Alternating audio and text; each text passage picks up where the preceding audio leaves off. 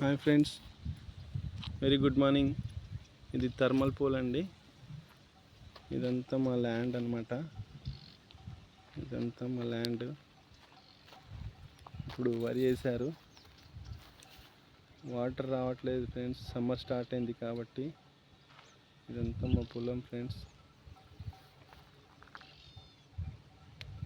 ఇది thermal plant అన్నమాట. 133 kV.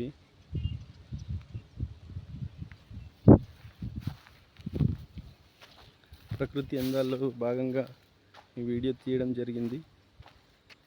ఎలా ఉందో చూసి షేర్ చేయండి, లైక్ చేయండి, కామెంట్ చేయండి. ఇదంతా మా పొలం ఫ్రెండ్స్.